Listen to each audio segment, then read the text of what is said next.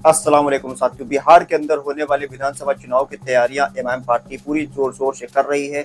Barrister Asaduddin Owaisi पिछले 3 दिनों के दौरे पर बिहार आए थे। यहां पर उन्होंने 2 प्रत्याशियों के नाम का ऐलान किया। बहादुरगंज से तौसीफ आलम तो ढाका से राणा रणजीत सिंह इमाम पार्टी के प्रत्याशी बनाए गए हैं।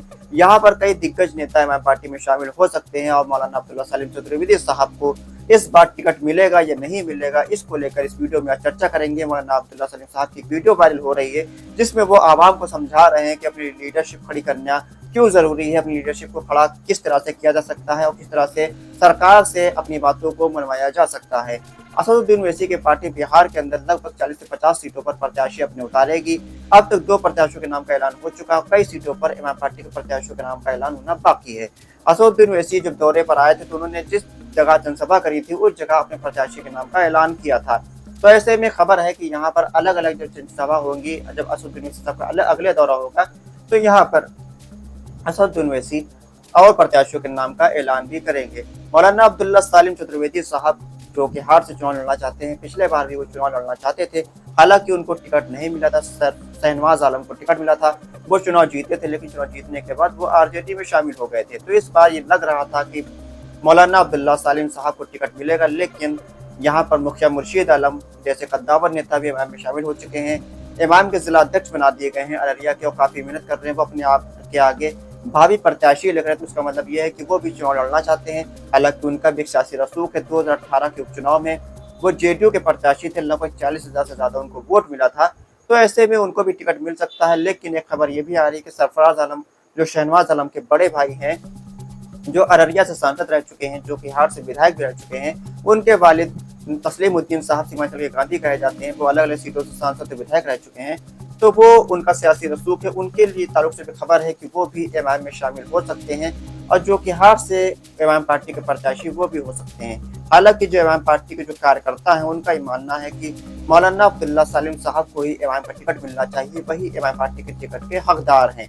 अब यहाँ पर वो तो बात की बात है इमाम पार्टी किसको टिकट देगी, लेकिन यहाँ पर कई दिग्गज नेता इमाम में शामिल होने के आसार नजर आ रहे हैं। 4 बार के विधायक तौसीफ आलम तो इमाम में शामिल हो ही चुके हैं। इसके अलावा जेडीयू के 2 बार के विधायक रहे मास्टर मुजाहिद आलम के लिए चर्चा भी है कि वो भी इमाम में शामिल हो सकते हैं। और पिछले दिनों उन्होंने इमाम पार्टी के जो अध्यक्ष हैं बैरिस्टर असदुद्दीन ओवैसी साहब, उनकी तारीफ भी करी थी और कहा था उनसे मिलने में कोई दिक्कत नहीं है। इसी तरह 22 से 6 बार विधायक रहे और मंत्री रहे हाजिर सुभान साहब भी इमाम में शामिल हो सकते हैं। वो भी असदुद्दीन ओवैसी साहब की तारीफ करते हुए आजकल नजर आ रहे हैं। फेसबुक लाइव पर आकर उन्होंने असदुद्दीन ओवैसी साहब का शुक्रिया कहा था, उनका जो उन्होंने जो बिल फाड़ा था उस वजह से, और असदुद्दीन ओवैसी साहब को तारीफ भी करी थी। तो ऐसे में खबर ये आ रही है, जो आशंका लग रही है कि हाजी सुभान साहब भी कहीं ना कहीं इमाम पार्टी में शामिल होने की फिराक में लगे हैं।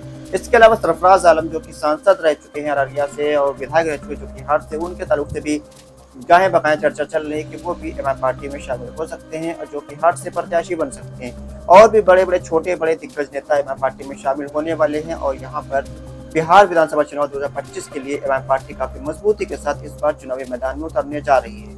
आरजेडी के तेजस्वी यादव की मुश्किलें बढ़ गई हैं, क्योंकि तेजस्वी यादव को इस बार लग रहा कि वो मुख्यमंत्री बन जाएंगे। लेकिन जिस तरह से एआईएमआईएम पार्टी की लोकप्रियता बिहार के अंदर बढ़ रही है, तो उससे साफ जाहिर है कि तेजस्वी यादव को इस बार कुछ ना कुछ नुकसान जरूर होगा एमआईएम पार्टी के मजबूत होने की वजह से।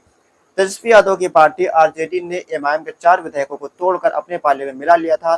तो तेजस्वी यादव और आरजेडी के खेमे का कहना था कि एमआईएम को बिहार के अंदर से खत्म कर दिया गया है, बिहार के अंदर एमआईएम का वजूद नहीं बचा है। हालांकि उसका उल्टा हुआ।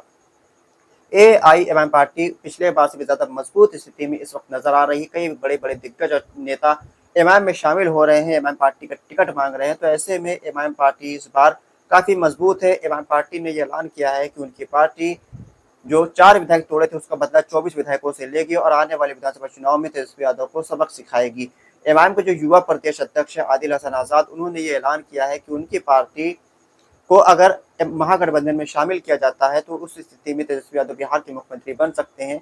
वरना अगर एमआईएम पार्टी को नजरअंदाज किया गया तो तेजस्वी यादव को मुख्यमंत्री बनने का सपना सपना ही रह सकता है। तो आप अपनी राय को जरूर बताएं कि बिहार के अंदर एमआईएम पार्टी को कितनी सीटों पर जीत मिल सकती है। क्या एमआईएम पार्टी को महागठबंधन में शामिल करना चाहिए, मौलाना अब्दुल्ला सलीम चतुर्वेदी साहब को क्या एमआईएम पार्टी को टिकट देना चाहिए या फिर किसी और को टिकट देना चाहिए? अपनी राय को लिखकर जरूर बताएं। खुदा हाफिज।